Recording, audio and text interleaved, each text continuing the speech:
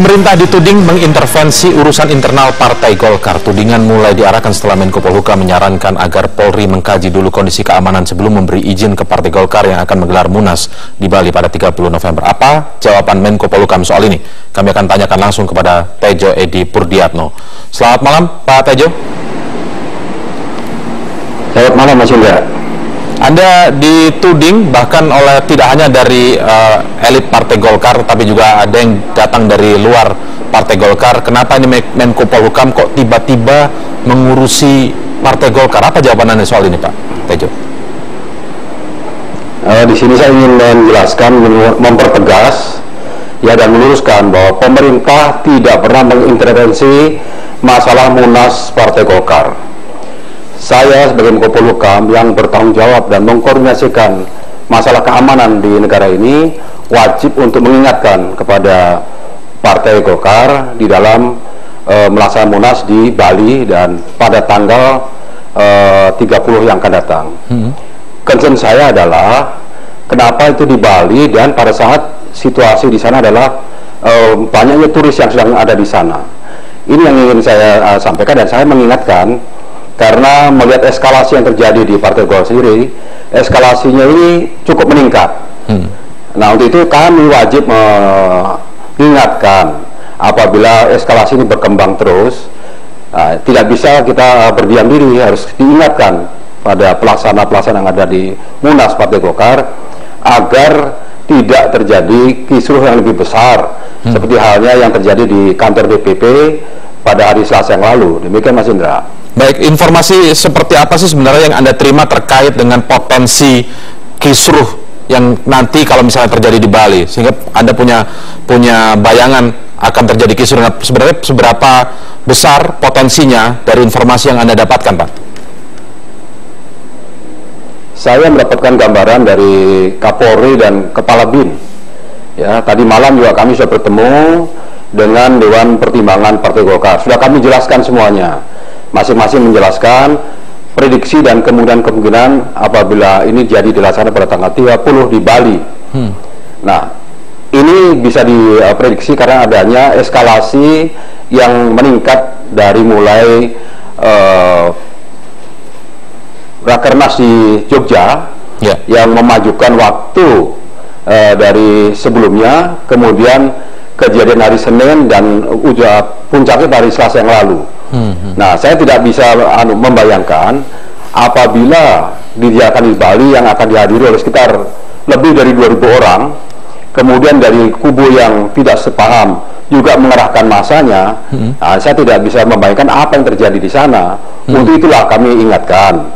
Kemudian kami menyarankan, bukan melarang, kami menyarankan agar ditinjau kembali, dan saya juga menyarankan kemudian saat ini untuk kedua kubu ini rekonsiliasi, berbicaralah bagaimana agar tidak terjadi kisruh nanti di Bali. Itu yang ingin saya sampaikan kepada pimpinan Partai Golkar. Jadi sebenarnya Anda bukan melarang, tetapi mengingatkan, begitu? Tidak ada hak kami melarang, apalagi terkait dengan masalah Munas. Itu ada hak ini ya. Yang saya concern hanya masalah lokasi di Bali dan waktunya yang bertepatan dengan peak seasonnya para turis yang ada di Bali. Dengan beberapa pertimbangan yang sudah kami sampaikan kepada anggota Partai Golkar, ini yang kami sampaikan kepada pimpinan kemarin pada malam hari kemarin. Baik, tetapi kalau kita lihat konstelasinya begitu, sepertinya salah satu kubu akan tetap menggelar pada tanggal 30 November. Sementara Anda sebagai Menko Polhukam punya informasi bahwa potensi terjadinya kisruh atau konfliknya akan semakin besar atau lebih besar, begitu. Nah, apa kira-kira langkah yang akan Anda ambil, begitu, Pak Tejo? Kami sudah menggelar rapat dengan Kapolri dan Kepala BIN. Kemudian kami ada pada saat ini menyampaikan kepada pimpinan Partai Golkar bahwasanya itulah situasi nanti yang akan dihadapi oleh Partai Golkar di sana. Saya berharap memang itu tidak terjadi. Seandainya terjadi, ini yang menjadi concern kami, ya. Jadi kami sebagai koordinator keamanan di negara ini juga harus mengingatkan hal ini, karena saya melihat bahwa Partai Golkar ini adalah milik kedua kubu.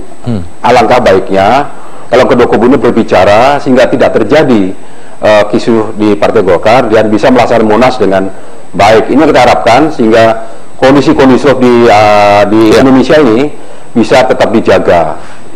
Baik, pertanyaan selanjutnya Pak, bahwa ketika nanti tanggal 30 tetap dilangsungkan Munas begitu, kemudian ada kubu lain yang kemudian tidak terima, kemudian terjadi kekisruhan. Seperti apa persiapan sebenarnya yang sudah Anda siapkan agar ketika konfliknya terjadi di tempat atau di lokasi Munasnya tidak merembet lagi dan mengganggu wisatawan yang Anda khawatirkan tadi akan terganggu wisata di Bali? Jadi apa persiapan juga yang sudah Anda lakukan? Pihak Polri sudah menyiapkan beberapa personilnya untuk mengamankan Partai Golkar ini dalam masa Munas.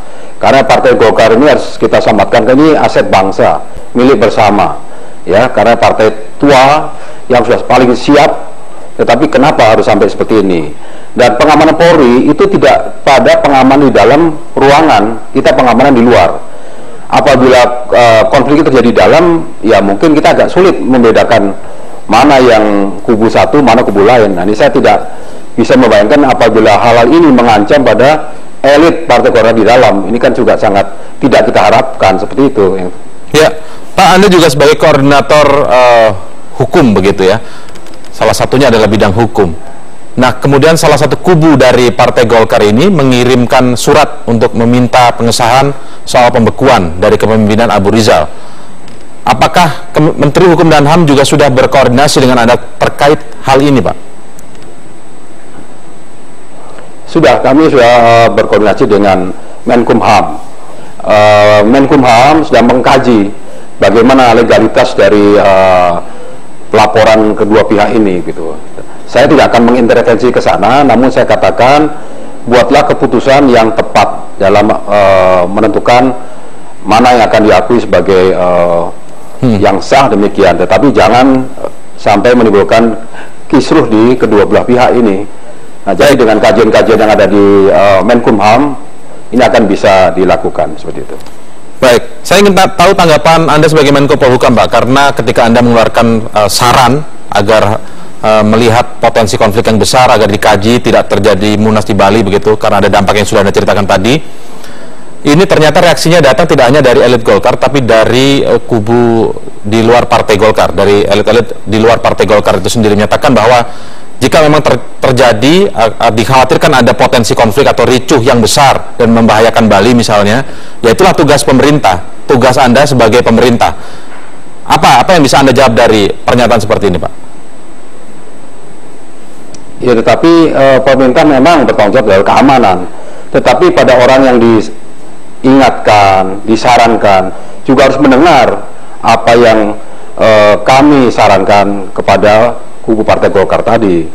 Kan tidak bisa juga semua dibebankan kepada pemerintah dalam hal ini, karena kita sudah tidak ingin kisruh ini terjadi. Jadi bentuk preventif begitu, Pak, ya? Bisa mengamankan internal partai nanti. Ya, harus pada internal harus diselesaikan dulu masalah itu. Baik, terima kasih atas waktunya bersama kami di Prime Time News, Menko Polhukam Tejo Edi Purdiatno. Selamat malam, Pak Tejo.